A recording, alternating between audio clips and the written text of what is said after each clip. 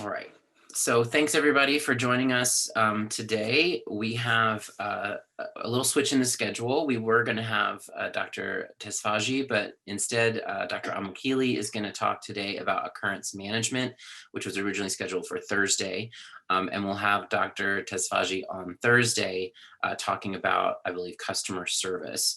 I did send out an updated case or a file for you to look at, and Dr. Amakili is going to do a case in the middle that uses polling. So please be prepared to answer polling questions when he's discussing his case. As always, if you have questions, please put them in the Q&A box, not in the chat box. And then if you have technical problems, please address those in the chat. As I mentioned, we will be doing a case sort of in the middle, and there will be polling questions, so make sure you refer to those. And with that, I will turn this over to Dr. Amakili. All right, Dan, thank you very much for that introduction.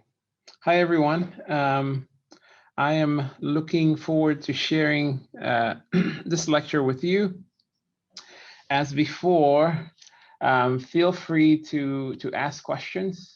Today we're going to talk about occurrence management, and I wanted to acknowledge my mentor, Dr. Mike Astian, who was actually one of my teachers in residency, and he's done a lot of thinking around these issues, especially around the idea of just culture, which we're going to discuss today. And I think may be a new idea to many of you, and I definitely want your input and your feedback on that. And yeah, so I think that's all. I'm looking forward to this. We're going to have fun. So at the end of this activity, you will be able to describe the 4 steps in addressing an occurrence. You'll be able to describe the essential quality monitoring tools, which by now you definitely know because we've been going through them for the last few weeks. You'll be able to differentiate a preventative action, a remedial action, and a corrective action. And you will demonstrate an understanding of just culture.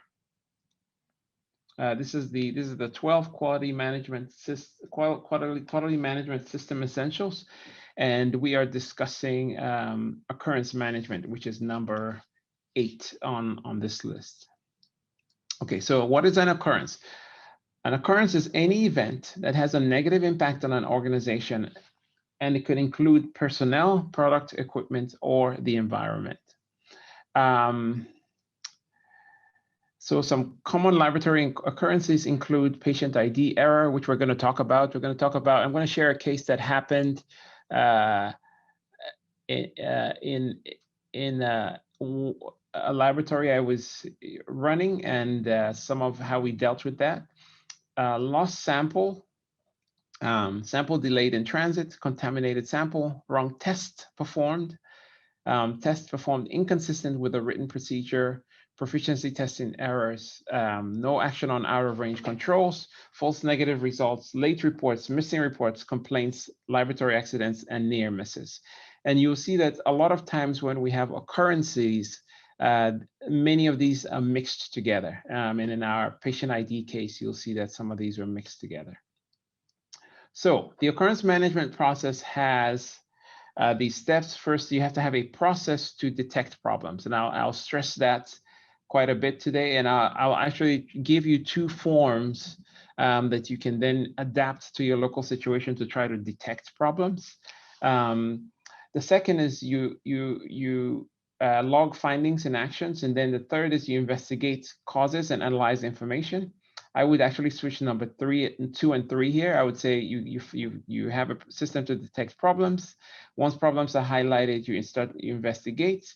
You log your findings, and then you take action, which is number 4. And then you monitor for recurring problem. And last, but certainly not least, you communicate.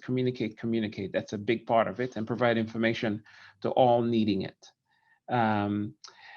These 6 steps can be broken down into 4 steps, which are one of our targets for today's lecture. One is awareness of a problem. The second step is investigating the problem. The third step is taking necessary action. And the fourth step, which is so important, is communicating about it. One of the things that the laboratory community, sometimes there are jokes about different kinds of doctors and this kind of thing. And with the pathologists, the joke is always that we're hidden somewhere in the corner of the hospital or in the basement, and we don't talk to anyone, and we only deal with the dead. And I think being present in the hospital and having a mechanism for communication is so important. When I was the director of the lab in the hospital, I had a quarterly meeting with the hospital staff, directly presenting to them what the lab was doing. So I cannot stress this enough. All right, errors can occur throughout the testing process, and everyone on this lecture is familiar with this: the pre-analytic, the analytic, and the post-analytic steps. The pre-analytic steps include everything from the requisition, so the order, through phlebotomy, transportation, logging in, and processing, everything up to the bench. And these are some of the key elements of the pre-analytic phase of testing: diet, which can affect certain tests like glucose testing or cholesterol, specimen ID, biological variability. So for example, we have different reference ranges for children and for even for by sex, so what's considered a normal estrogen varies by if you're male or female, or even if the woman is pre or postmenopausal, etc. Phlebotomy is a big part of pre-analytic phase of testing. Specimen collection, specimen storage, and specimen transfer. So examples of pre-analytic errors include wrong sample collected, sample mislabeled or unlabeled, sample stored inappropriately before testing, sample transported inappropriately, or reagents or kits damaged by improper storage. Okay, good. So now we've discussed some of those things, and I am now going to go to the first case, which is not the one you have, Ken. The first case I wanted to present was an example of an occurrence that we had in our lab, and to discuss how we handled it, and hope that that will be useful for you guys. So I don't know if you can hear this clearly, but this was a phone call to the lab that came in. Let's see. Good evening, call representative speaking. How can I help? Hi, I heard the patient. Yes, the patient had a. So I was just playing a bit of the audio. Could you guys hear it at all or no?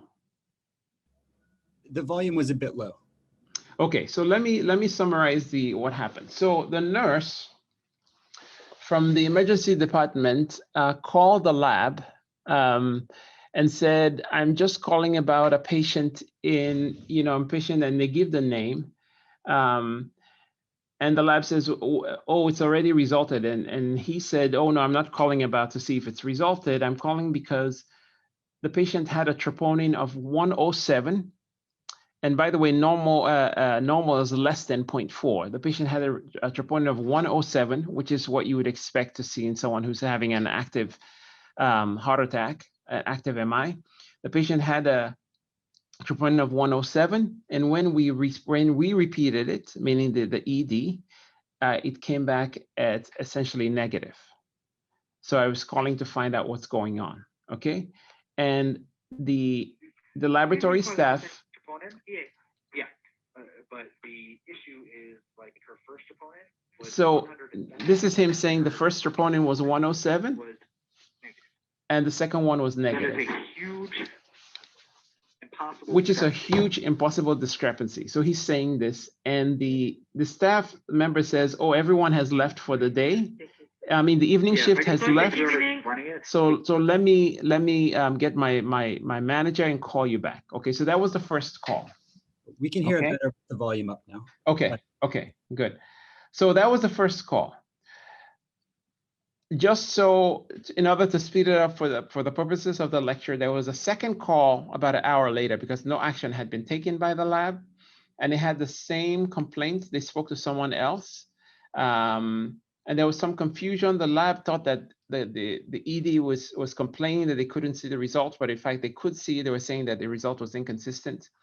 So what we did was we asked for a new sample, a third sample, right? So the second sample, the emergency department sent by themselves, because the first result was like consistent with a patient who was very sick, but the patient in front of them was not sick, was not acute. So they decided to send the second sample, which had completely different results. So then they called the lab. The lab at that point told them, send a third sample. So they sent a third sample, and that sample was consistent with the second sample. So the next day, you can see here on my screen, the providers, so in this case, the physician assistant, sent what we call, filled out this form, which we used to call a HERO, which it was an acronym. I can't remember what that stands for, something reporting something. But this is one of the kind of tools that helps to support quality. So we had a reporting tool in the hospital where if there's a issue in any department, anyone in the hospital can report it. So you can see on the left, it says original summary, and the way it says lab/specimen event, that is from the person filling it out. So the physician assistant, you can see the next line that says entered by title, physician assistant, that person made this a lab event. And then as you go down, it says general information about the lab/specimen event, and they're filling out the different things, what happened. And here is the actual case. So it says type of person affected, patient. Was equipment involved, malfunction? No. And so the complaint says patient presented for shortness of breath/chest tightness. I was contacted by, I blocked out the name of the hospital here, by the hospital's core lab that the patient's troponin was 107. Additionally, the comprehensive metabolic panel showed glucose of 480, and this is using the milligram per deciliter system, not the SI system. So in the milligram per deciliter system, normal is less than 110. So, but this result showed glucose of 480 with anion gap metabolic acidosis that was concerning for diabetic ketoacidosis. So very sick patient. Dr. Blank contacted the emergency attending, and the patient received ASA, so aspirin, to try to address the chest issue. Cisagrelor, atorvastatin, which is a statin, and was started on heparin GTT. So all these things were designed to respond to what was perceived as an acute and ongoing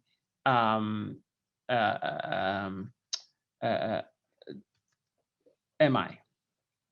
Additionally, she was ordered for insulin to treat DKA, but thankfully they repeated the thing. They did a point of care glucose. The point of care glucose was 110, and so the insulin was held, and repeat comprehensive metabolic panels and troponins were sent.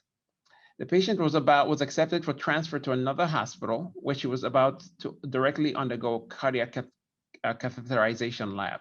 So basically, the wrong result was sent, and all this action was being taken, and the patient was going to get even more intervention. But luckily, they repeated the results, and the repeat troponin was unremarkable, less than 0.02, and CMP was unremarkable.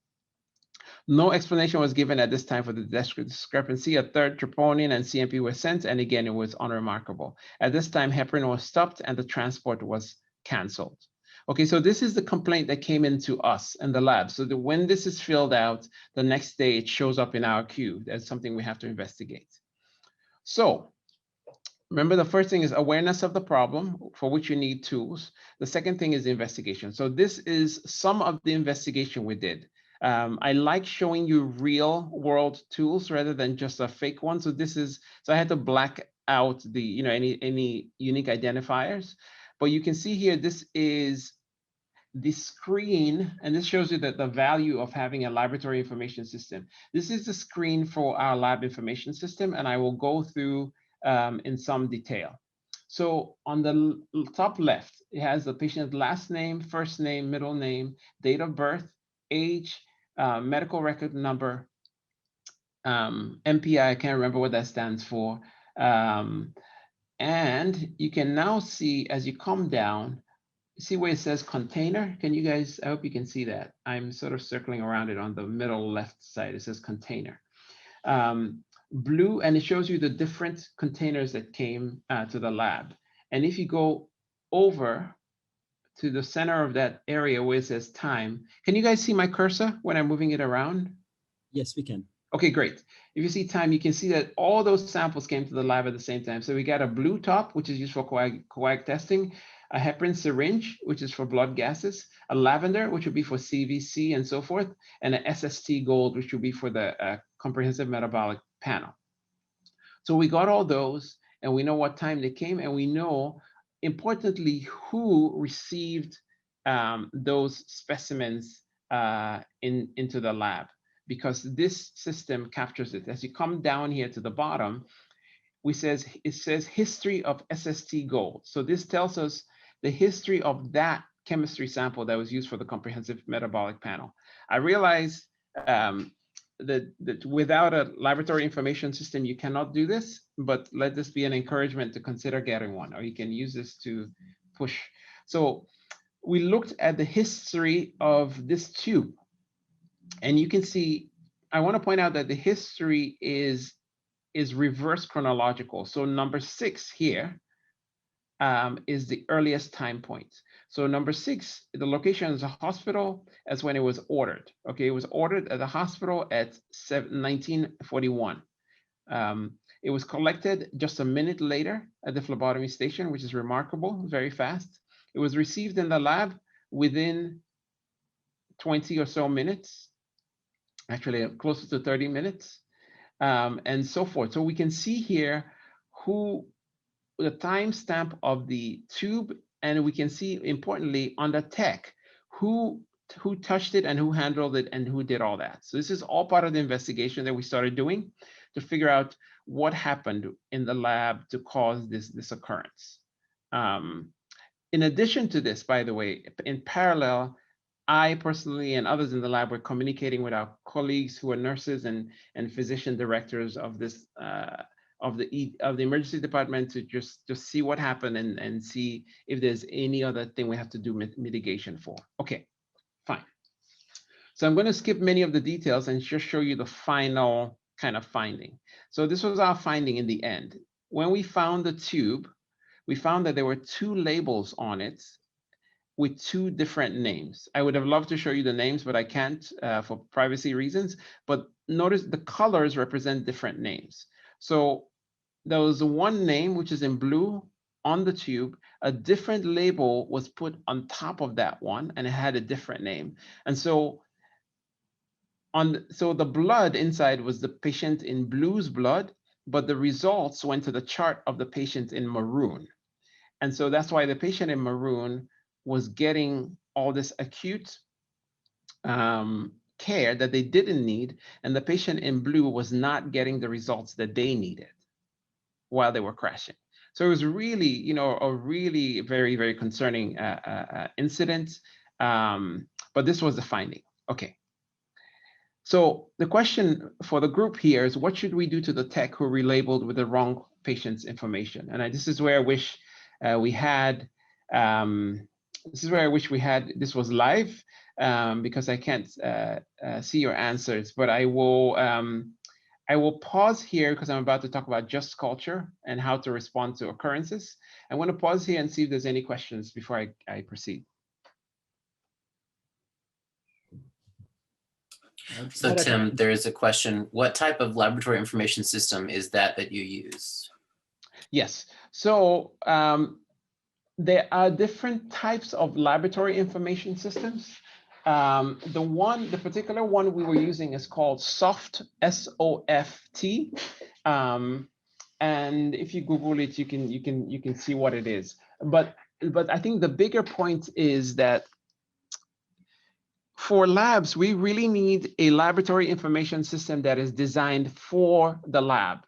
So like this one we're using is designed for the lab. So it captures information that is useful and relevant to the lab. For example, which tech was dealing with a specimen. A lot of lab information systems, especially the lab information management systems, a lot of LIMS out there are just databases.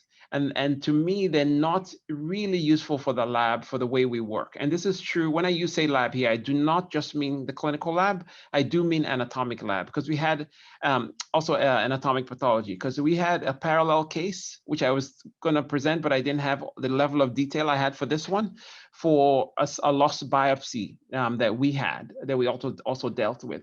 Similar kind of findings, similar kind of process. And also similarly, thankfully, the lab information system was able to capture a lot of information that helped us out. So this particular one was called, it's called SOFT, S-O-F-T, and it's a US-based company. But there are many options out there for lab information systems. I would only advise strongly that if you get one, that you get one that's actually a lab designed to support the lab, not just a LIMS that's just a database. All right. All right, so I'll keep going. Okay, so just culture. One second. All right, so just culture is the more effective response to occurrences. So in this case, I've shared with you, there was a sample mix-up which resulted in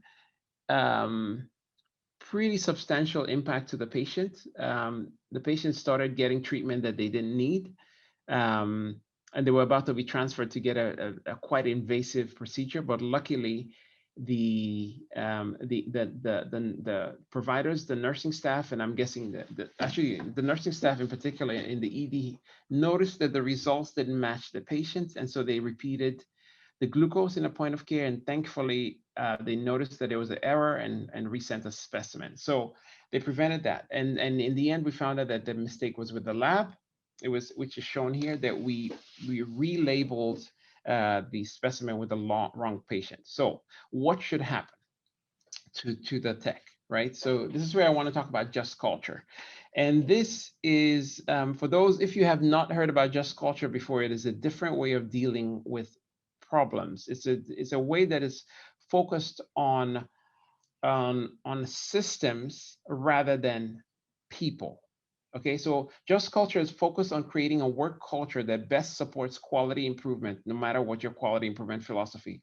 It is focused on setting up systems to improve quality rather than punishing mistakes.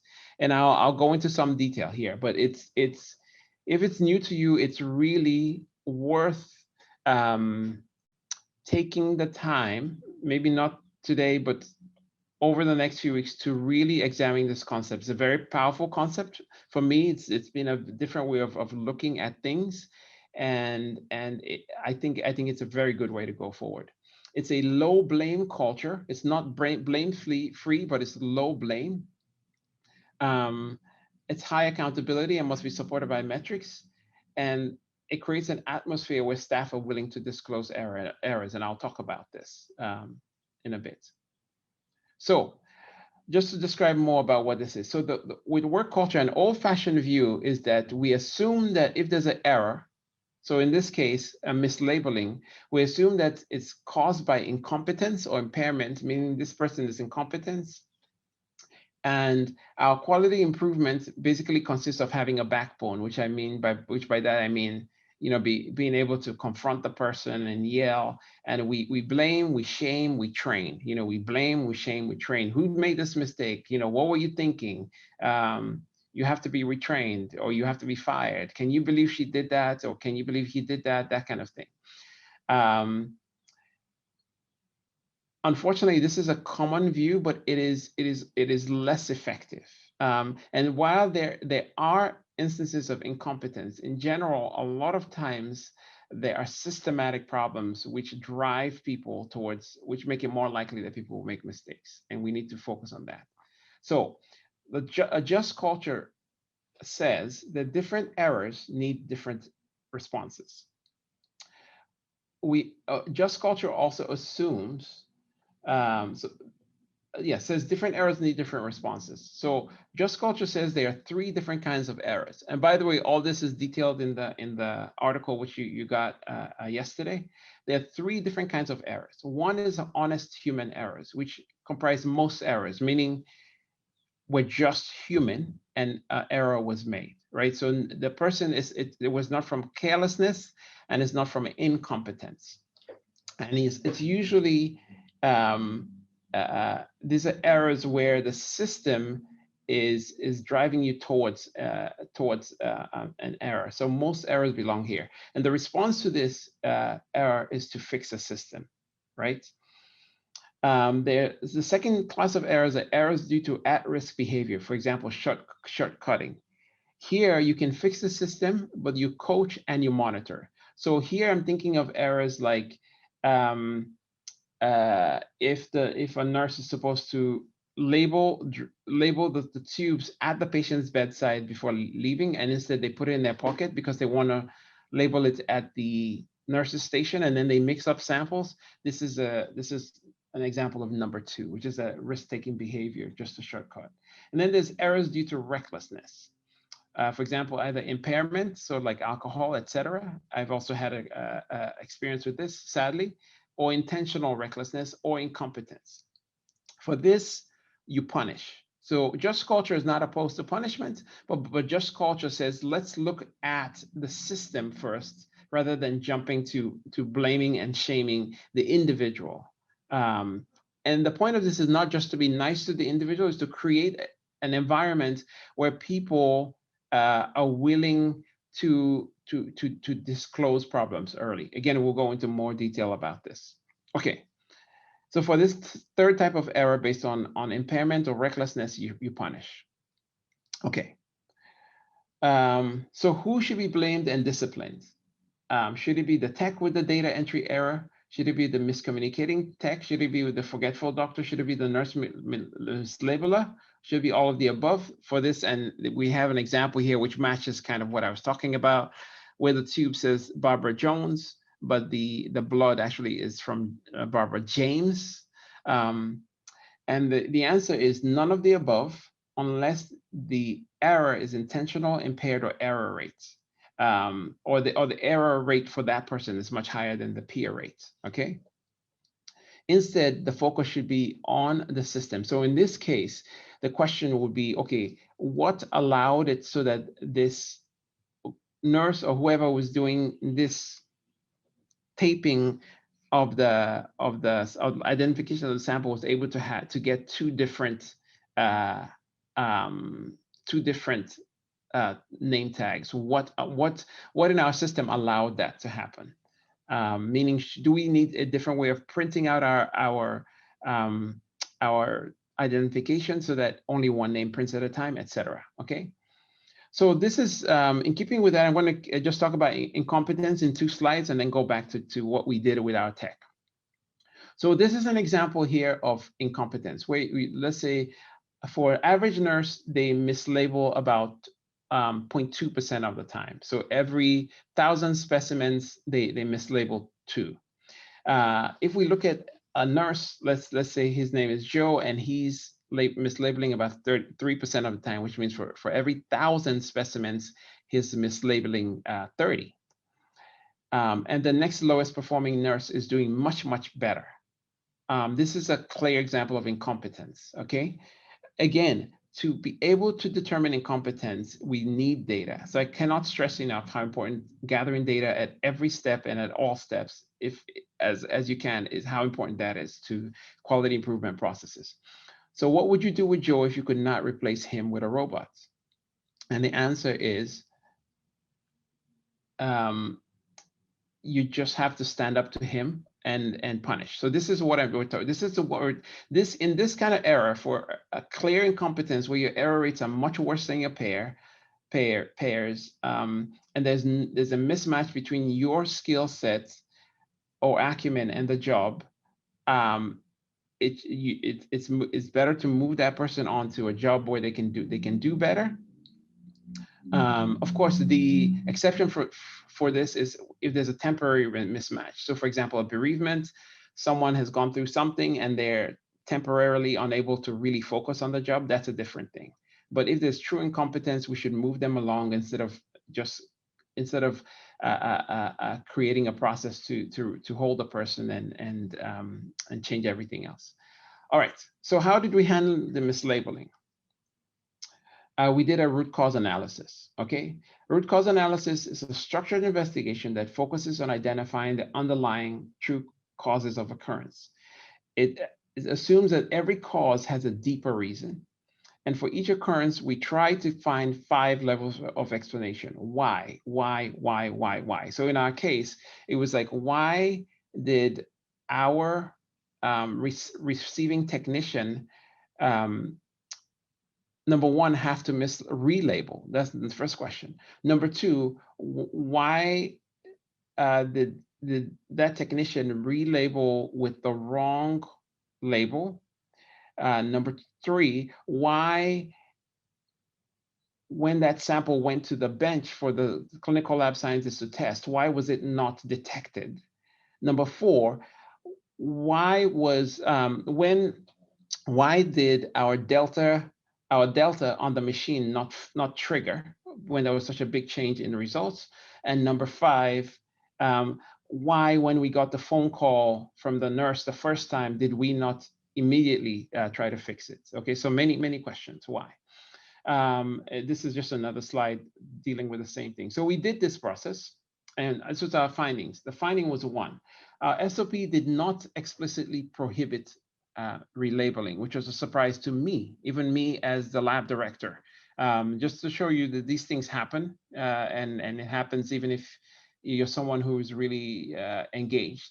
And the number two is the reason. Our SOP did not prohibit relabeling because our sample receipt technicians were relabeling many samples every day, which is something we tried to discourage, but they were actually doing it because of problems with the barcode on the floors and the ED. So a lot of the samples were coming with barcodes that were either crooked or illegible to the instrument, and so they had to be relabeled. So we were actually doing it as a favor, but then it brings the risk of this kind of finding, right? So this is where, so if we had just targeted and punished the tech that made the mistake without asking questions, we would miss the point of number two, which was the bigger risk, and the risk would still remain. So it turns out by asking why, and by thinking in a just culture way, thinking what about the system drove this error, led us to figuring this out. So we realized we're relabeling many samples a day in a way as a way to kind of help the patients, because so that the samples will not be canceled. Number three, we realized that our specimen receipt technicians, these are our lowest trained staff. I mean, this is true for all labs. I'm sure it's true for many of you. The people at the front that are dealing with the public and receiving specimens are your lowest trained staff, and yet they have a very distracted role. So nurses are talking to them, patients are talking to them at the front, other providers, sample drop-off. They're also dealing with, in our case, dealing with sample send out for referral testing. If there's a question to providers, they're the ones making it. So it's a very distracted environment. And number four, our fourth finding was that even though the mislabeled happened in the sample receipt area, and that person was ultimately the cause of the problem, we felt that the clinical lab scientists on the bench should have noticed the misplaced label, because they're supposed to visually look at the tube before just placing it on the instruments. Okay, so ideally we would change all these things, but we realize this is reality. We cannot change number two without replacing all the barcode printers in the hospital. And that's just beyond it was beyond what we could manage at the time. And we realized also we cannot change number three because we do need someone at that point in the lab. So how do we address this? So this brings us to the idea of preventative, corrective, and remedial actions, right? So preventative actions sees a potential event and plans to avoid it. Remedial actions After the event has happened, you try to address the event and its consequences, and corrective actions learned from the event and avoids recurrence. And we'll talk about what we did here. So these were our actions. Number one, we disciplined, but did not fire the technician that made the error for working on one sample at a time.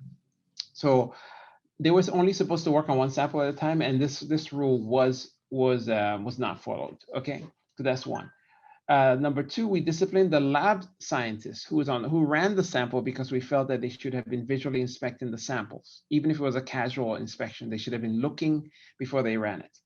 Number three, we required a second person. So now this is now an example of preventative action. I put in a new rule to require a second person to cross-check all relabels. So if it comes in and the sample is not, the barcode is not clear or something, and we have to relabel, now moving forward, someone else, another technician, has to cross-check that relabel. We performed retraining on the one sample at a time requirement. And five, which is so important, we communicated with all affected teams in the hospital about our investigations and about next steps. And then we also did other things, but these were our main actions. Okay, I will pause here because I'm about to move into the analytical phase and see if there's any questions. Yes, we have a few, Tim. Yeah. So first is there any study that shows the percentage of occurrences in each of the three phases? Yes, there are many studies that do that. There are many studies, and those studies show that most of the problems, and this has also been my experience, happen in the pre-analytical phase. So 70% of problems are in the pre-analytical phase, like the one I just showed you, and we're going to do another one in a minute. Okay.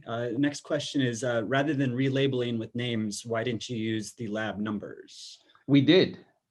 So the barcode has both the names and the lab numbers. So yeah, so that wasn't the problem. So it had, if you notice on that screen where I showed the mislabeled sample, I canceled out three things. Let's see if I can go. Yeah, I canceled out three things. The three things were first name, last name, and then lab number. But we don't think the lab number would have helped in this case because the person was using the wrong label. But yes, we did both. Okay. Another question is, so it seems there's a whole evening wasted and it took till the next day for action to be taken. Exactly. Yes. This was a huge problem. Yes, okay. Absolutely. So, and this was part of our investigation and our remediation. Yes. So we have another question. What type of discipline did you give the tech and the lab scientists? Yes. So I will answer the question, but I do want to stress that the point I'm making, and I hope you take this point because I think it's a change in the way of thinking, is to think systems rather than person. Yes, people need to be disciplined, but ultimately we should always be thinking about creating systems that support quality, right? So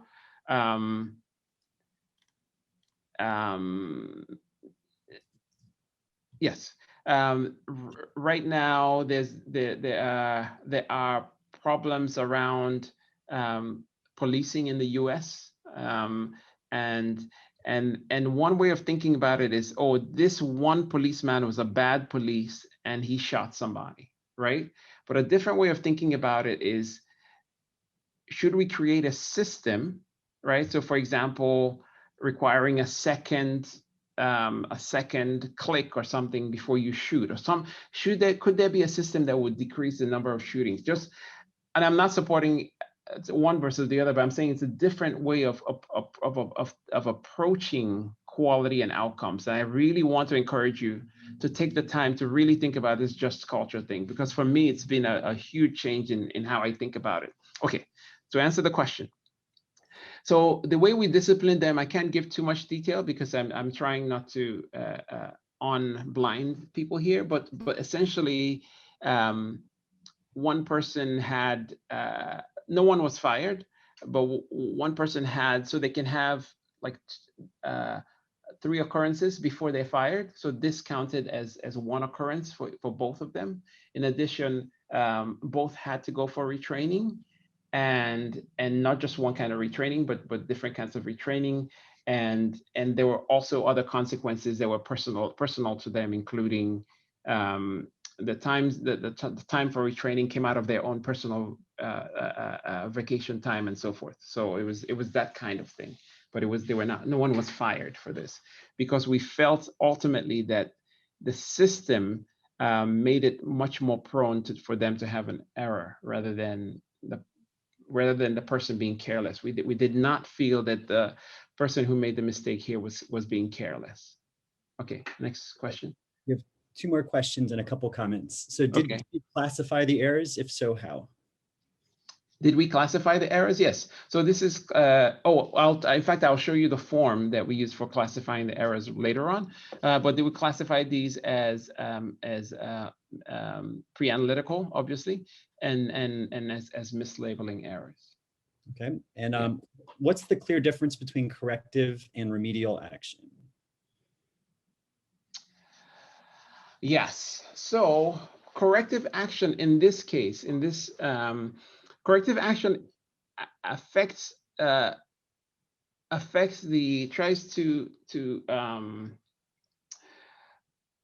corrective action tries to.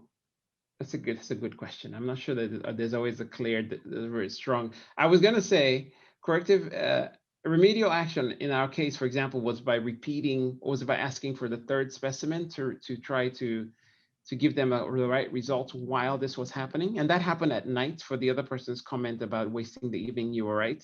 That part, asking for a 3rd sample, happened at night. But in a way, that was also a corrective action. So I guess your point is well taken. I don't know who asked that question, but your point is well taken, that there may not always be a difference between a remedial and a corrective action. I agree. Well taken. Yeah. And, okay. Yeah. So go ahead. I want to hear the comments. Okay. So one is asking for the forms for the root cause analysis and the kind of the occurrence reporting form. So the root cause analysis, we don't have a form because that changes depending on the problem. But I will share with you later in this talk the form that we use for used for reporting occurrences within the lab. I will share that with you, and I'll send you a template. You will have to retype it, because what I'll send you is a JPEG, is a picture of it. So you will have to retype it, but at least you'll have something to start with. And for the hero form, the one I showed you where the physician assistant kind of reported the lab, that I could not. I tried to get a copy of, but I could not, because it's a hospital kind of property. What I would suggest is you just take that slide and make a form like that for your own facility. Okay. All right. And last comment is Okay. that good systems make even the not great people look great, and bad systems can make even the great people struggle to appear good. Yes, absolutely. Yes, absolutely. Absolutely, absolutely, absolutely. And I cannot stress enough, especially for this group, to think in terms of systems. I think in a way, a lot of the pretty high and consistent performance we see from the West is that they have better systems. It's not that they have better people, right? It's that they have better systems. And so we need to be focused on building good systems. Okay, I'll stop preaching and I'll keep going.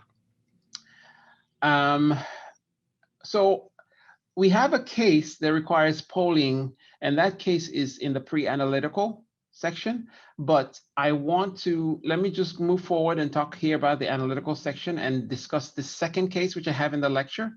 And then as we have time, we'll go back to do that polling case, okay? All right, so next part of the testing process is the analytic analytic part. So that involves an analysis, review of QC, validation of reports, results, etc. There are 4 key elements of the analytical phase of testing. There's a human element, there's reagents, there's instruments, and there's regulation. Examples of analytic errors include algorithm not followed, incorrect timing of tests, results reported when control results are out of range, and improper dilution and pipetting of sample or reagents, or reagents stored inappropriately or used after the expiration date. Okay, so this is our second. I'm sure you can tell now my style is to use as much real world examples as I can rather than just discussing abstract concepts. So this is a second practicum focused on the analytical phase. And you'll notice here that both of these cases came in via complaints. So I have been to many labs that don't have a good system for receiving complaints. And I would strongly encourage all of you to have an open channel where people can complain, because it really is often the only way you know what's going on. For me at the hospital, I always had very good relationships with the other physicians, especially the heads of departments, and they had my phone numbers. So if there was ever issues, they could come straight to me. So this was an email I got, and it says there, oh, this is no, I was responding to a email or voicemail I had gotten. It says, "Dear Dr. Blank, I got your message this morning about the 4th patient with spontaneous hematoma in the ICU. I wanted to let you know we are investigating the 3 cases for which we have medical record numbers, and I will add the 4th once you send it.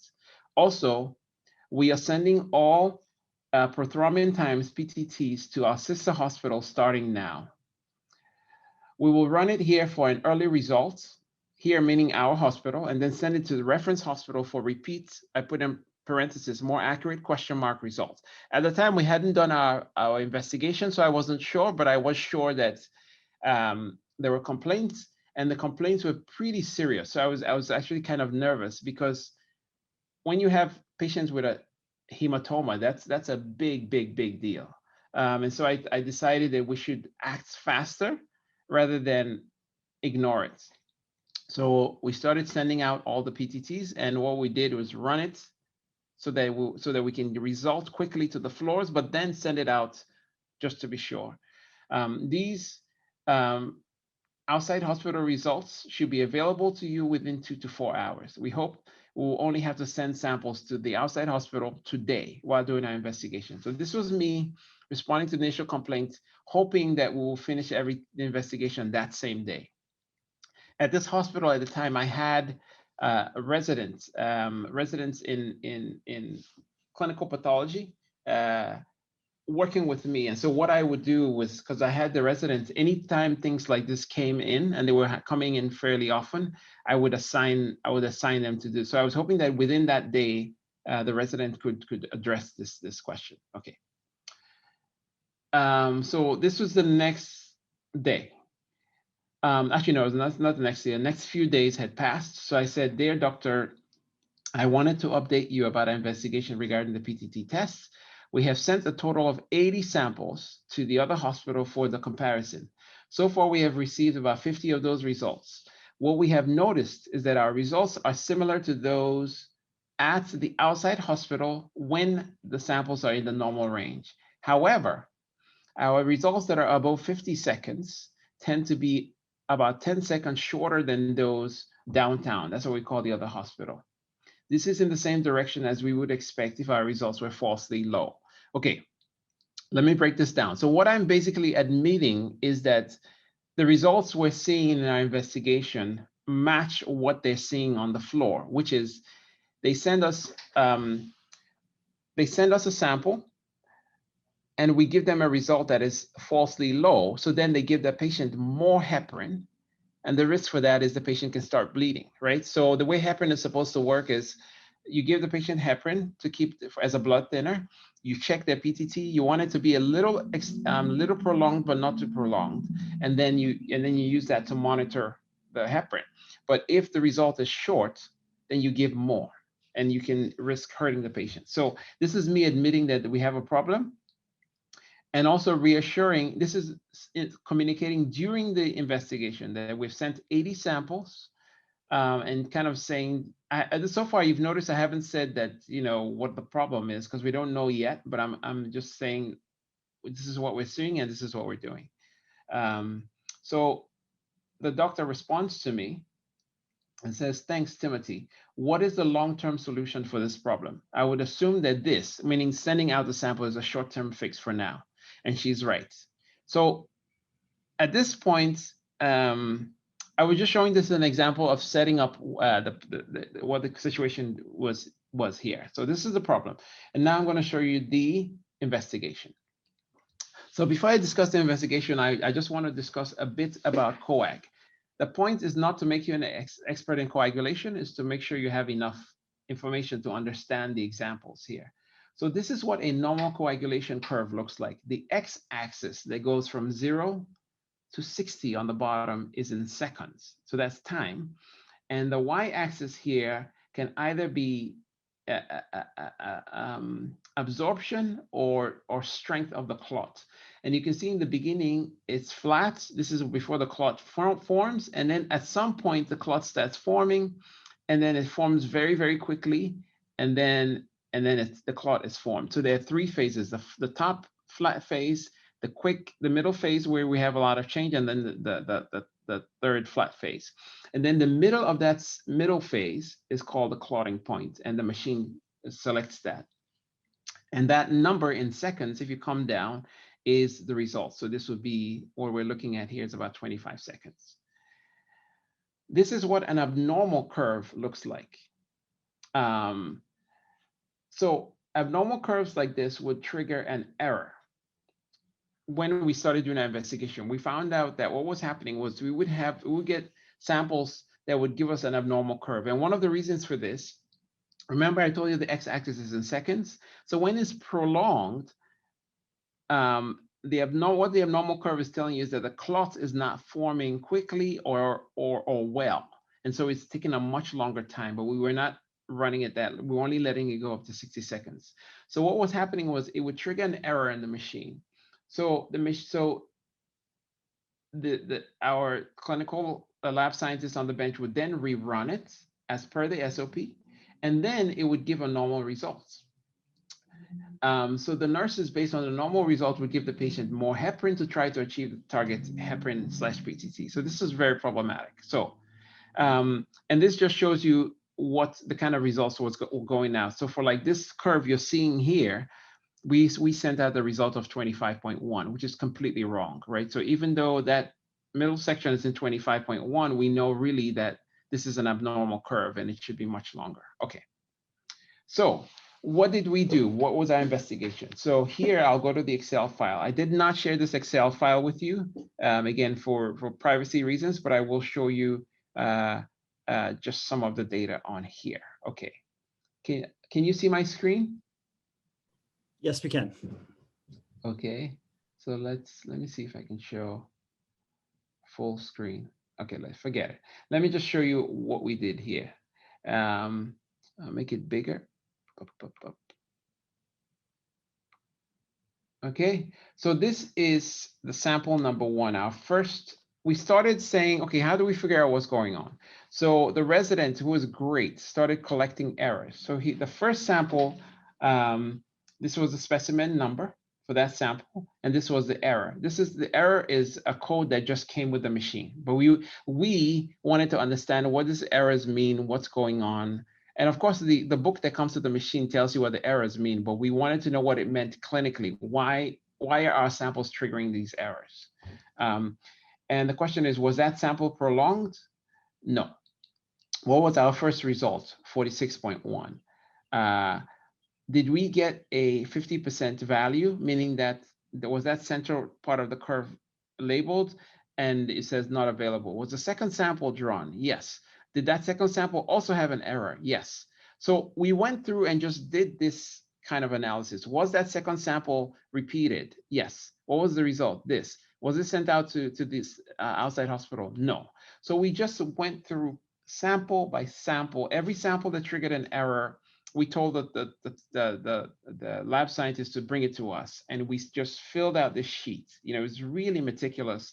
I'm very, very proud of my resident for doing this, but this is the level of investigation that, you know, really cracks a problem.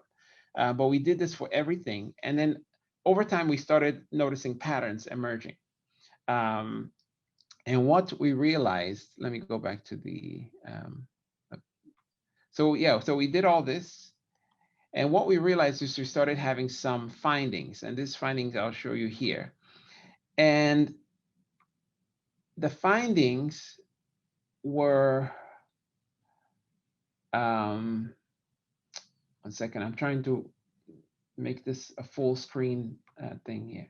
Okay, I can't figure it out. So let's see. Okay, I'll just show. Okay, full screen mode. Good. The findings are shown here, and this is a document that the resident made for the text to show them. So CS250 2500 is the name of the machine. So this is that ACS 2500's PTT error codes and what they mean. Okay, so this is just a cartoon showing how the assay works, which is what I've talked to you about. In the first phase, the light is coming through and it's coming all the way through, and so we don't see any change because there's no clot. The plasma is transparent. As it starts to clot, you see a blocking of the light. And the point where that change is happening fastest is considered the 50% point. And then by the end, the clot is fully formed. Okay, fine. We talked about the 3 phases. And so what was happening? It turns out that the erroneous curve has a curve that starts but doesn't finish. If you notice, if you look at the y-axis for this curve, for the normal curve, it ends in 60. For the abnormal one, it ends in 120. Okay. Long and short, I'll just rush through this, is that we realized for these abnormal samples, which are patients on heparin, we needed to expand the length of the run to 320 seconds rather than 60 seconds, which was the default. Okay, so we had to change the SOP, change our way of running, retrain all the staff and all that. So that was how we came to this finding. That was our intervention. Okay, so let me go back here to the talk. Okay.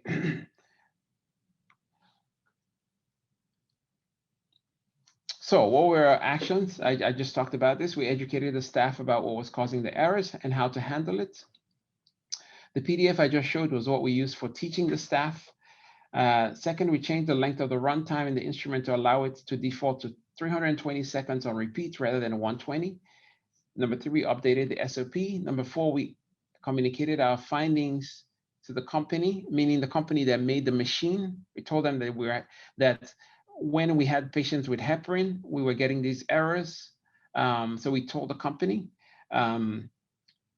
Number 5, we have communicated with all affected teams in the hospital about investigation. I personally met with the directors of nursing, and I met with all the different, people who were affected by this and many other actions. So yeah, again, so I'm hoping that by showing you these real world examples of occurrence management, that you're beginning to see a pattern here of noticing problems, investigating them, and having corrective actions. I see there's a few questions, so let me pause here for questions, and then I'll keep going to the rest of the lecture. Actually, the 2 questions we have are actually left over from the pre-analytical section. Okay. Okay, good. All right, so let me keep going. We'll see if any more come in. But the first is regarding the root cause analysis process. Yes. Was it done by the laboratory manager, or was an independent committee set up? Oh no, it was done by the lab manager and the resident working together. So one thing we had, which I'm very proud of, was that between the lab manager, who's a clinical scientist, but with extra training. She had an MBA. Her and her people worked very closely with me and also the residents to do the investigation and to do all these investigations. So we did it together. Okay, and the next question is, if you put a preventive action after the occurrence, is it still considered a preventive action? Yes, it is, because it's preventing the next occurrence. Okay. Yeah, it's not preventing the current one. So I think that's it for questions, and no more comments yet. Okay. All right. So we've talked about that, giving you examples of occurrences happening in the pre-analytical phase and the analytical phase. Of course, it can also happen in the post-analytical phase. Key elements are reference range, recommendations, test distribution statistics, results reporting, specimen storage, proper ID, and clinical correlation. I do not have a practicum example for the post-analytic phase, but this might be a good time to look at the case I sent you with the polling. So why don't we do that one? That case was also a pre-analytical case, and it had to do with where a patient needed a test that was very unique, and we kept messing it up because it was a unique test, unique sample requirement. So Ken, you can go ahead and share that one. Do I need to stop sharing?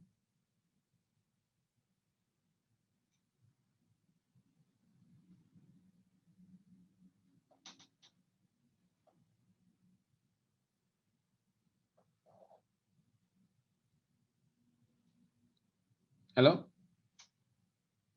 Oh, sorry, I was on mute. Which file was this, Tim? Oh, it was. I think I sent it to Dan. It was for doing polling. Sorry. So the polling questions are built in, Tim. Yeah. So you can either show. Do you want to show your case? Oh. The file you sent. You want to show that? Yeah. I can show that. Oh, but that has the answers on it. No, but when you. So yeah, I wasn't sure. So the polling questions are there. Is your slides animated so that the question isn't checked before you show it? No, it's checked. So no, let's skip that if you don't mind. Let's skip that, and I'll just do the rest of this talk. Okay, go ahead. Okay. All right. So the occurrence management process, as we see, as we said in the beginning, has these 6 steps, which we establish a process to detect problems. We log findings and actions. We investigate. Once problems are highlighted to us, we take appropriate action, and we monitor for recurring problems. And last, but certainly not least, provide information to all those who need it.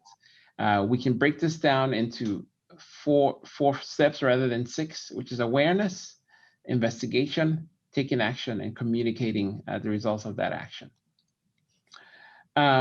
So how occurrence is detected?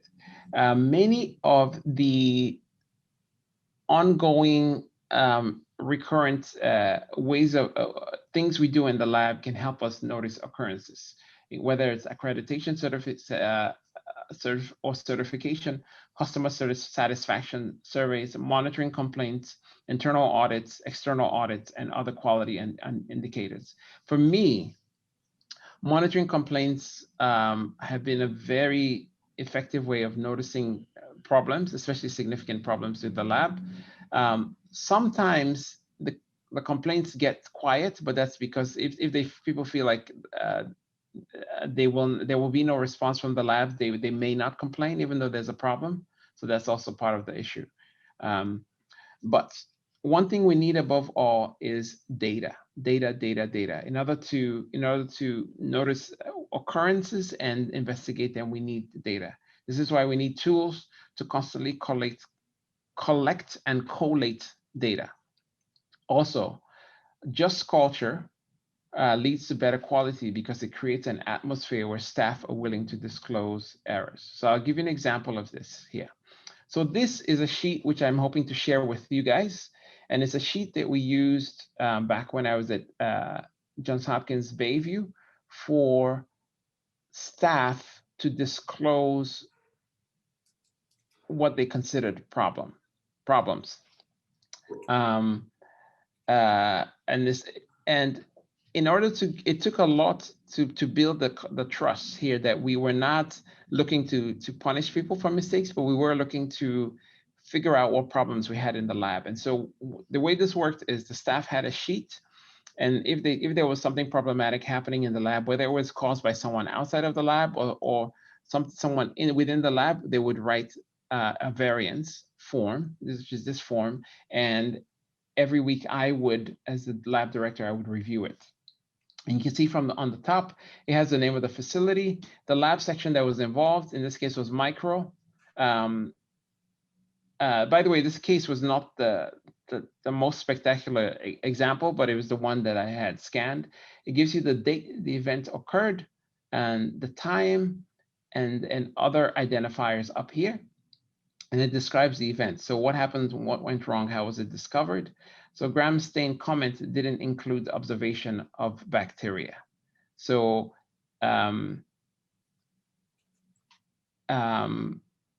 so that means there was bacteria seen by someone, but the actual comment didn't include this observation.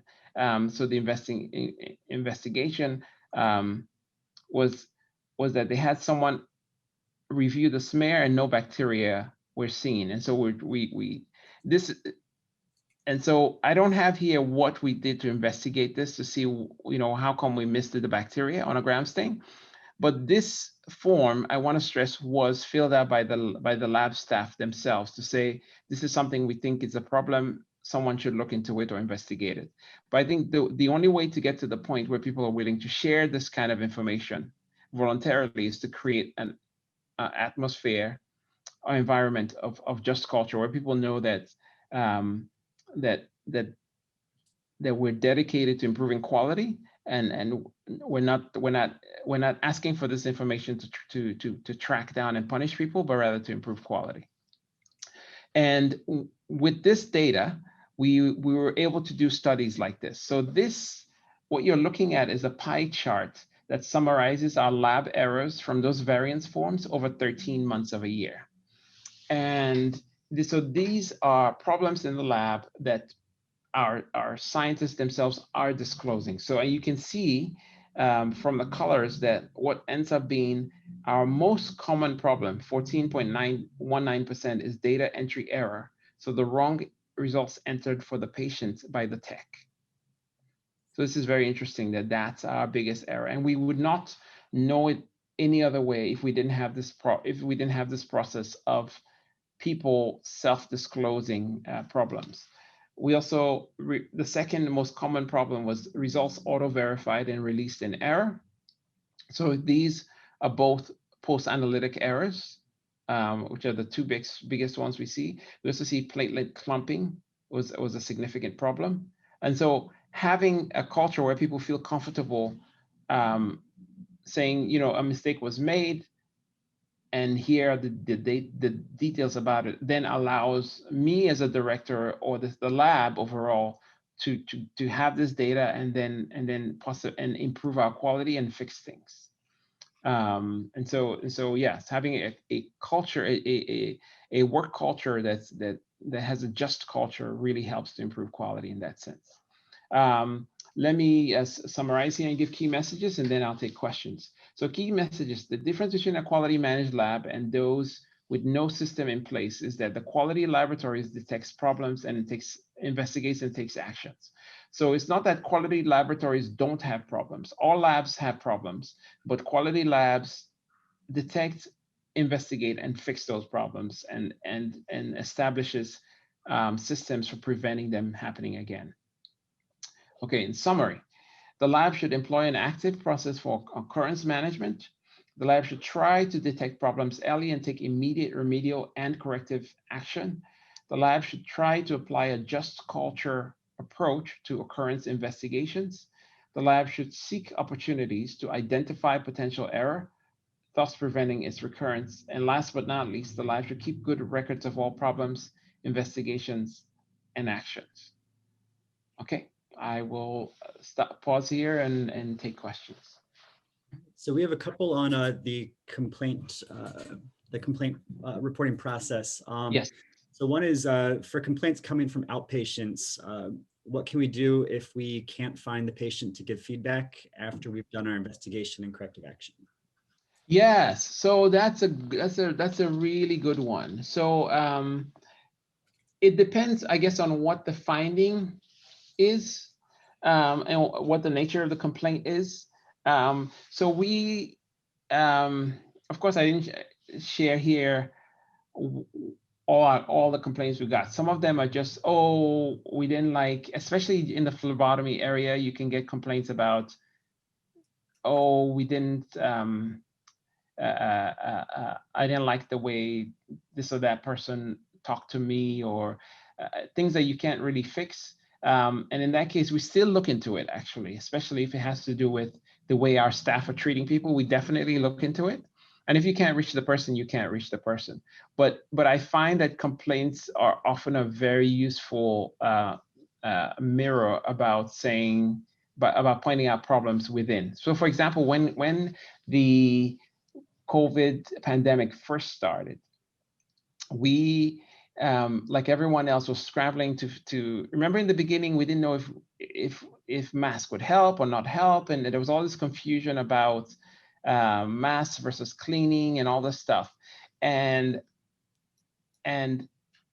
when we instituted a mask policy, some of our staff was not following it, and the way we knew that was from the complaints from the patients in our phlebotomy section that had come to us for phlebotomy because they had cards that they would fill out. And so from that, we knew that we didn't have complete compliance, and then we're able to monitor more actively. So complaints, yes, if the patient is gone, you may not be able to give them feedback, but I find that complaints are often really quite useful. Yeah. Next question is on also on the complaint procedures. So this individual's lab requires them to classify the complaint as genuine or not. Oh, interesting. The complaint's classified as not genuine. No investigation is conducted, and they're asking if this is a bad policy. Okay. Can that person write back and say who does the classifying as genuine versus not genuine? Who is the person that does that classification? Okay, we will await their. Yeah, we'll come back to that question. Yeah.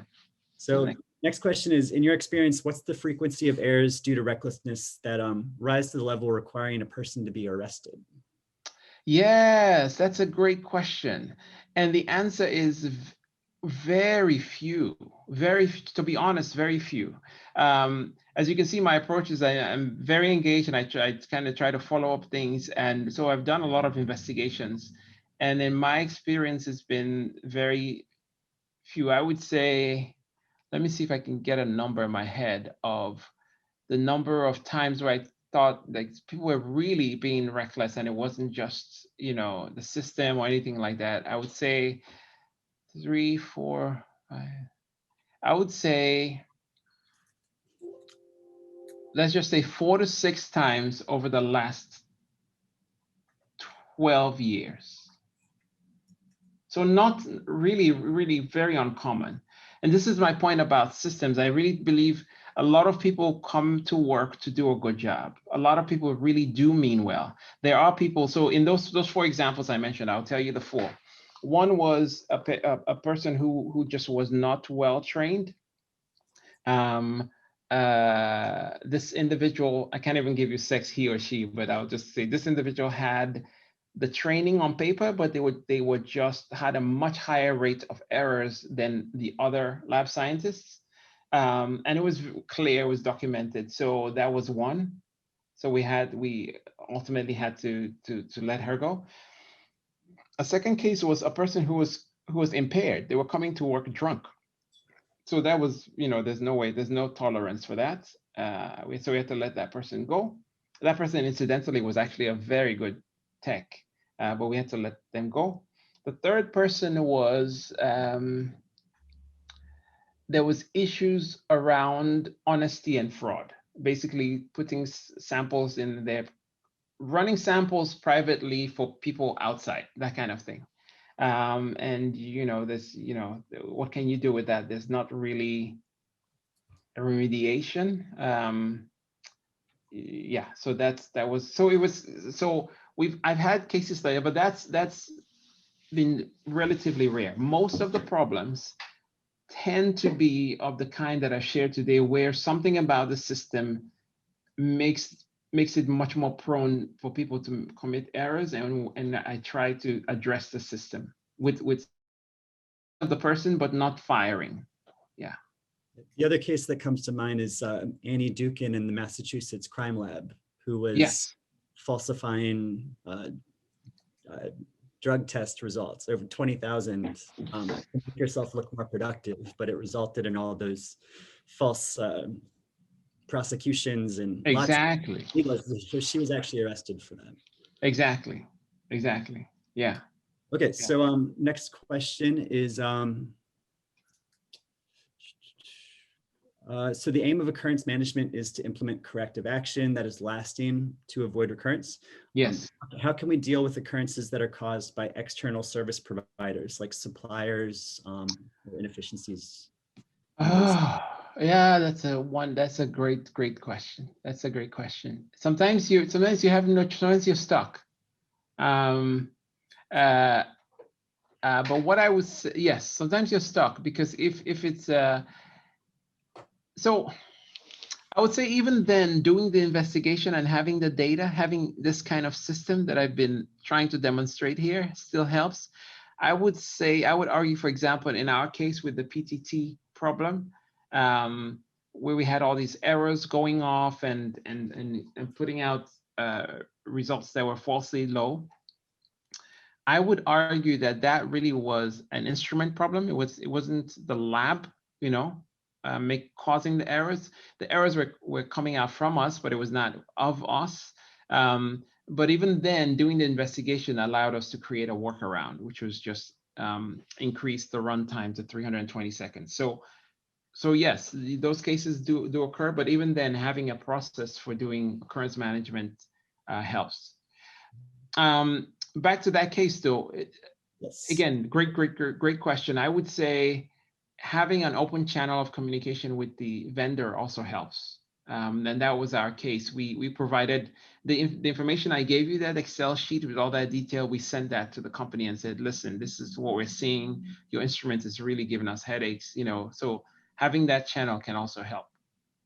And if it's consumables, maybe your procurement policy requires you to use the cheapest provider, but if you're documenting the poor quality, you can justify switching providers or suppliers. Yes. So we have an answer from the question about determining if a report is genuine or a complaint is genuine. It's the quality manager that does the classification. Yeah.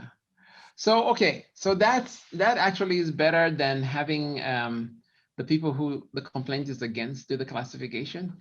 My bias is to say, to treat every complaint as genuine, unless otherwise, unless it's just not. But I do, again, and this is where I wish this was live, because then people can talk back and forth. But I do agree that sometimes this happens. So in my case, we had someone that came in, and I don't know what happened, but this guy was, this patient was very annoyed with, not even the lab, with phlebotomy, and started, give us a very bad reviews, and then started sending in more reviews, not just the one review, but started sending in more complaints, and then eventually even included me in the complaints. Oh, the lab director doesn't know what he's doing, and it was clearly, not based on reality. And so there's nothing to do with those. So I do realize that complaints can be not genuine, but my bias would be towards taking the complaints seriously rather than not, because I find that a lot of times things that we would not notice in the labs are highlighted by the complaints. Tim, This Yeah. is Dan. So Yeah. I've just emailed you a clean version of your cases. So if you wanted to go through that case, I know you don't have that much time. Okay. Yeah, we can do it. And we Oh, can do thank you. polling questions. Okay. Should be in your email. Okay. All right. Okay, keep, let me stop sharing. Oh, actually, no, I'll keep sharing while the questions are coming. Okay, so next question is, how can a laboratory create an environment in which customer complaints are more objective to improving quality processes, like in the just culture model? Yeah, so the one way to get feedback is to create an environment where feedback is easy. So I'll give you 3 examples. So for us, we realize that most of the customers' interface with the lab is through phlebotomy. It's not really, they don't really interact with the core lab per se. And so we have a system where people who come in and get who come in for phlebotomy can take a card and then provide feedback on that. So that's one way of making it easy for people to give feedback, because that you know, that just helps. A second way we do it is the form that I showed from the hospital, the first case that I discussed, where you saw the physician assistant fill out a form to complain about our results with that patient and so forth. So that form is available online, and then people can just go in and fill it out. So having things set up so that it's easy for people to complain, rather than, because if there's no form and there's no context, people will not create the form by themselves. They'll just say, oh, the lab is always making mistakes, and then they will just won't say anything. And then we miss an opportunity to improve. So I would say having a form to allow people to provide feedback. I showed you the form that we use within the lab, and I'm going to send a copy. I can put a copy in the chat of that form that we use within the lab for highlighting variances or problems. So I think having forms like that, maybe one directed at customers, one directed at, say, nurses or physicians, and then one for the lab, that's the kind of thing that can be very helpful in enabling yourself to be more aware of complaints. Okay, and we have a good comment here that I'll read. So it's talking about the problems of external service providers. And in sub-Saharan Africa, many labs find themselves almost powerless to service providers who are themselves often acting as a monopoly. Yeah. So managers have little choice. But should lab leaders just surrender to fate? They think not. And you know, we can still make changes by documenting occurrences and publishing them. Yes, exactly. And I think, yeah, nothing to add. Well said. Well said. Then I'm sending you the copy of that form to share with the folks on here.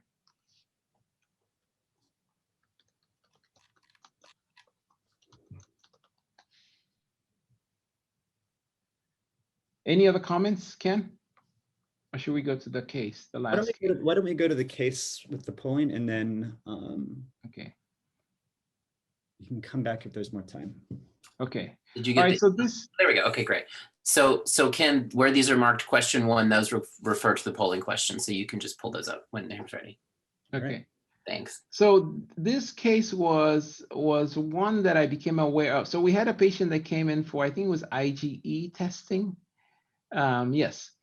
And my resident later changed it into a case, but this was into a study case, but this was a real patient that came for a patient who was pregnant and that was concerned about hepatitis E. And this is important because hepatitis E can be really problematic in the setting of pregnancy.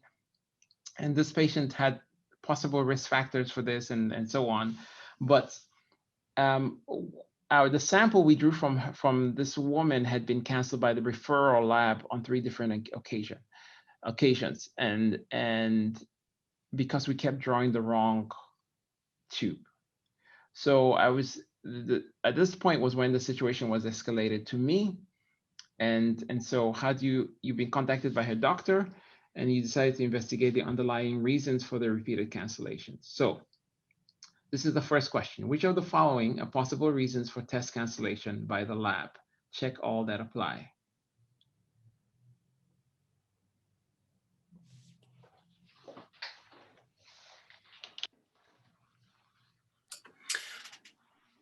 So what we normally do is give everyone about 1 minute to answer. And in this case, this is a multi-question. You can answer pick multiple topics, multiple choices, excuse me.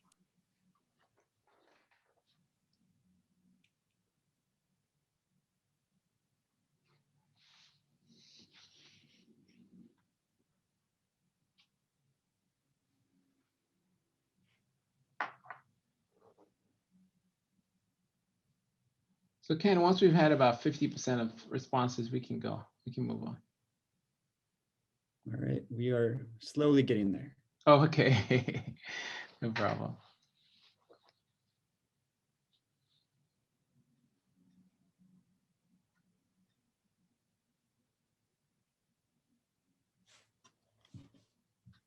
Okay, we're at about 2/3. So I will share the results. Okay, very good. This is great. So the answer is yes to all of them. That all these are possible reasons for test cancellation by the lab. Good. So good. Yes. So then the next. So this just goes into detail about the different reasons for cancellation, and I think eventually you'll get these, so you'll have them for yourselves or for teaching.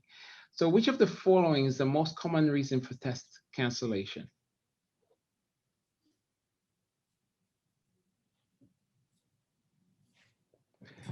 And I would admit that this might change depending on the environment, but I am interested in the answer.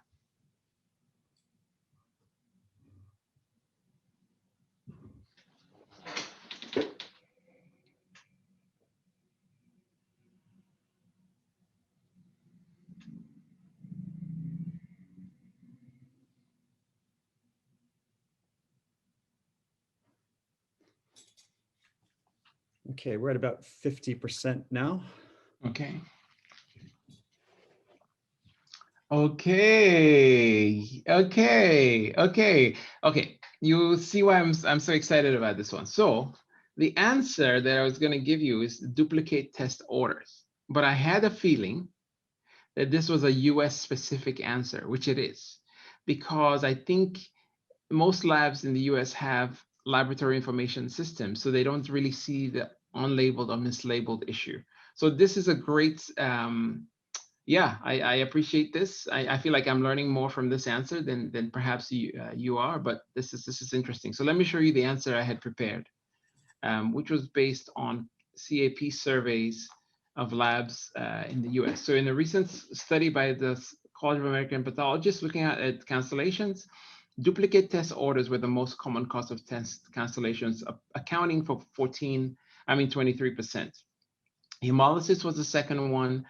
Inadequate sample volume and unlabeled or mislabeled were way at the bottom. Okay, so this is a great example of the reason why doing the kind of study and hospital-based review, like what I was showing, that pie chart I showed for our hospital, is so important, because the results from the College of American Pathologists may not apply to your situation. So I do agree, actually, with the answers that we saw here, that it was mislabeling, but it probably is different by location, and this just to me underscores the need to do more local research, both at the level of the hospital as well as at the level of the region. Okay, great.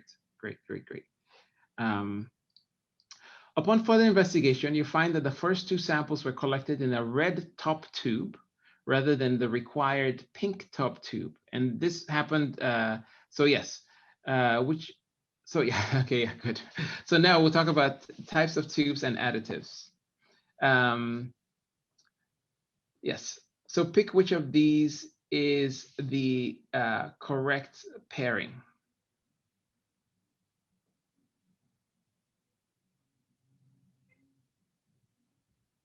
And you can do multiple.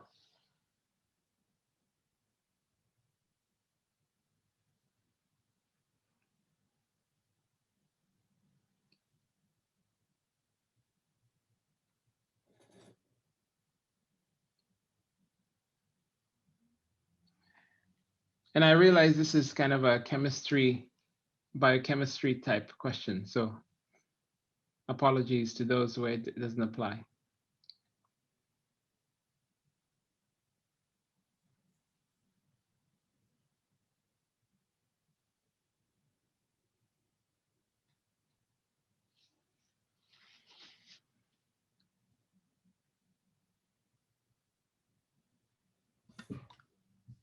Okay, and we just hit 50%. Okay, yeah, this is a tough one. Okay, so the answers are yes. So for the first one, red tops are, yes, have the clot activator, and you get serum from that, and that's used for chemistry, is correct, great. Green tops also correct. The majority answers here are correct, the sodium heparin. For the lavender tops, yes, that's potassium EDTA used for hematology, very correct. And then the last one, the light blue, it's used for coag. And no, so the last one should be the citrate. Can you scroll down? Or maybe I can scroll down and see the last bar here. Okay, yes, so that's also correct. So all the answers with the majority are all correct in this case. Okay, great. All right, so the tests are canceled by the laboratory. So this is the outside laboratory due to the incorrect tube type. And the reason, by the way, that my people were kept collecting the wrong tube was because, to be shown here, okay? You discussed the misdrawn specimens with phlebotomy and find out that the phlebotomist had selected a red top tube because the printed specimen label had listed the required blood volume, but not the required tube type. And of course, everyone here knows that red tops are much more common than pink top. Pink tops is just not that common. So which of the following would be the most effective way to prevent this error in the future?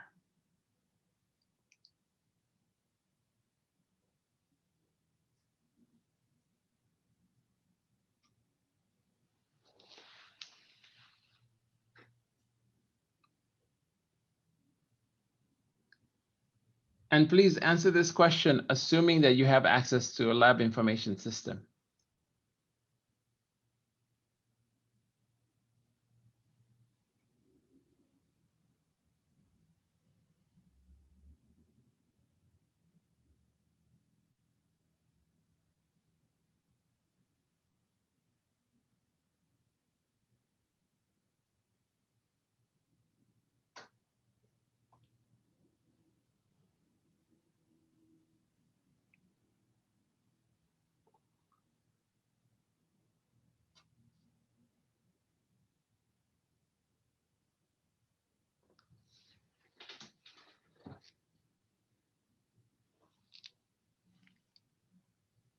Okay, so here are the results. I will say number 2 was highest, and then number 3 started ticking up after you mentioned the LS. Yes, exactly. So because I realized this varies by location. So yes, no one picked the first option, and that's great because instructing the phlebotomist to do better for rare occurrence is useless.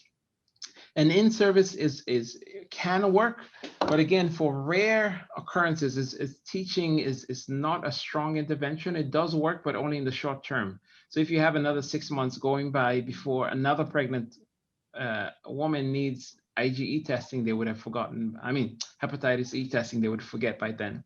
So if you have access to LIS, which is the context in which this question was created, then the correct answer is number 3. But I do agree that if you do not have access to LIS, the best option here is number 2. Okay, good. All right. This is just more detail. Again, feel free to use this for your teaching or for your own study. Now that you have determined the underlying reason for the first 2 test cancellations, you investigate the 3rd cancellation. This time, the specimen was correctly collected in a pink top tube. However, it was not processed correctly when received in the laboratory. This was the 3rd one. Instead of being placed on ice, the specimen was kept in the refrigerator. Okay.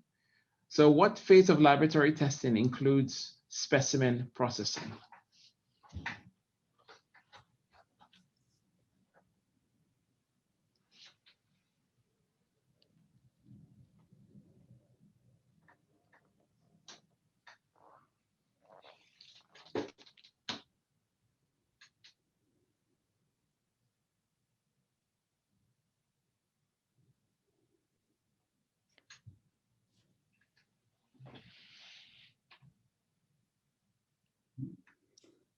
All right, this one is close.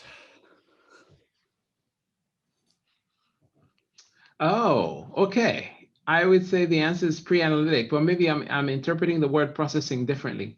When I say specimen processing, I mean before it gets to the bench. So you draw the sample and you either spin it or do something with it. In this case, we had to freeze it to send it out to the referral lab. And so that was all in the pre-analytic phase because the analysis happened in the referral lab. Okay. If this were live, I would ask why so many of us chose the second one, but okay, good. So this just talks about the phases of laboratory testing, which you all know about. Okay, here, the case continues. You discuss receipt and processing of specimens for send-out tests. With the send-out here meaning referral, with the technologist in the processing area, as well as the lab manager.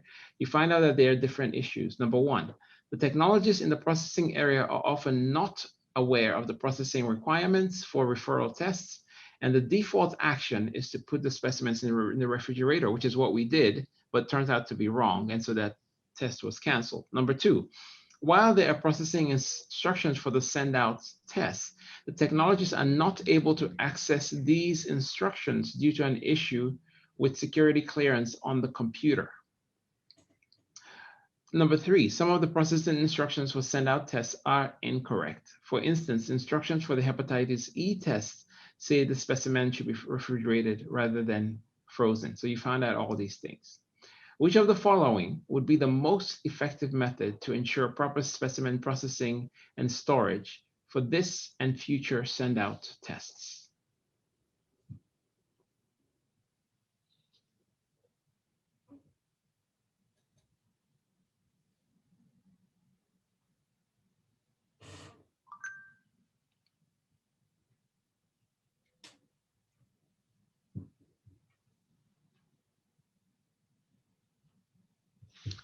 And the key here is most effective. So all of these methods would work to some extent, but which would be the most effective?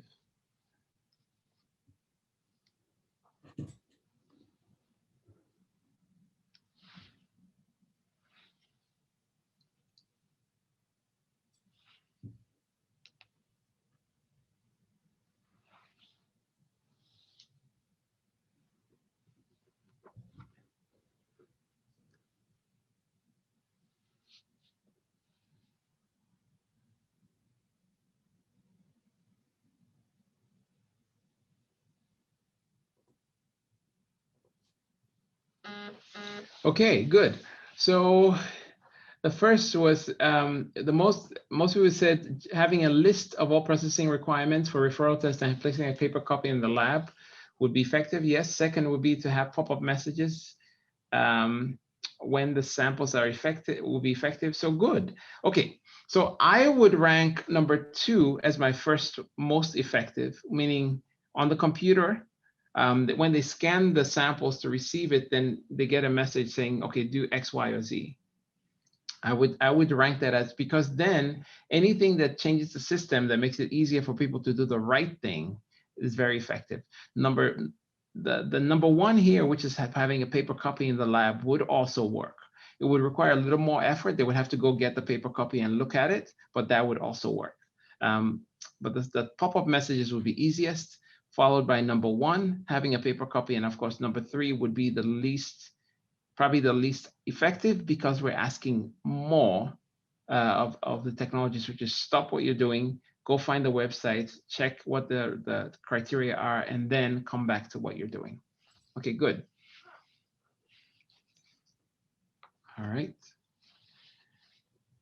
So the most effective solution, as I just talked about this, okay, the patient gets a blood sample drawn for hepatitis E test a 4th time. This time the sample is collected in the correct tube type, correctly processed and sent out to the reference laboratory. You eagerly await her test results.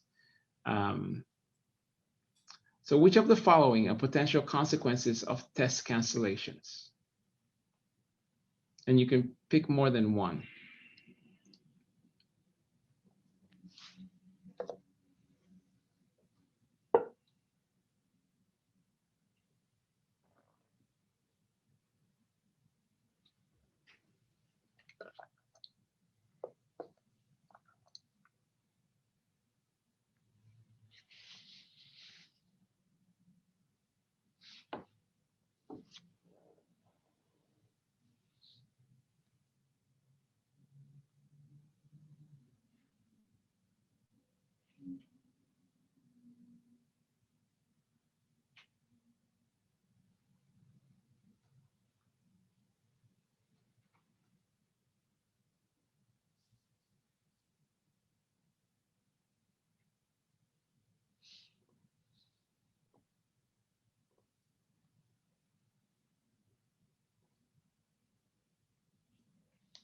Okay, so most said delayed diagnosis and treatment. Yes. Possible harm. Yes. From repeated phlebotomy. Yes. Decreased efficiency. Yes. All these are correct, and the order in which they're selected are also correct. So this is fantastic. The biggest issue is delayed diagnosis and treatment.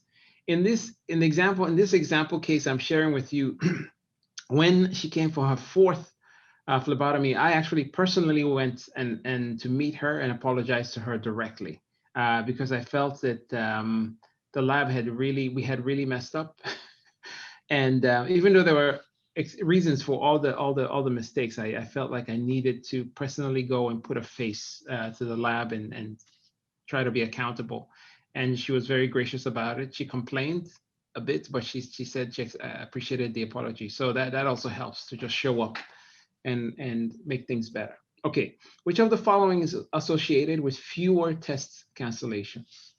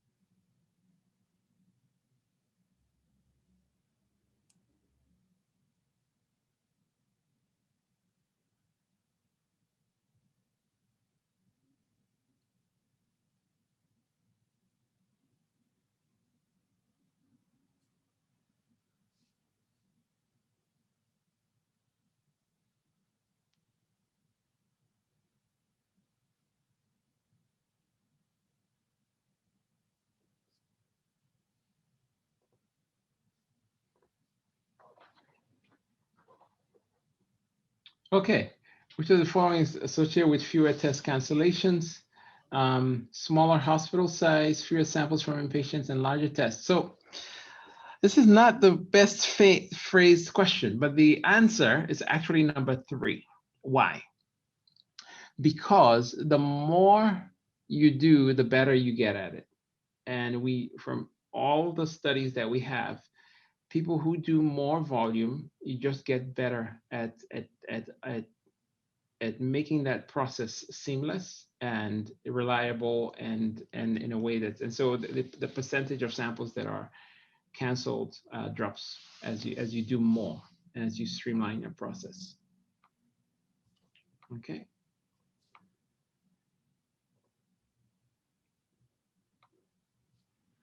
Okay, so that was the end of it. I hope that case was useful. And then now we can, if there's any more questions, we can answer it quickly, and then I will go for lab week. Actually, before I answer the last few questions, I did want to say happy lab week to everyone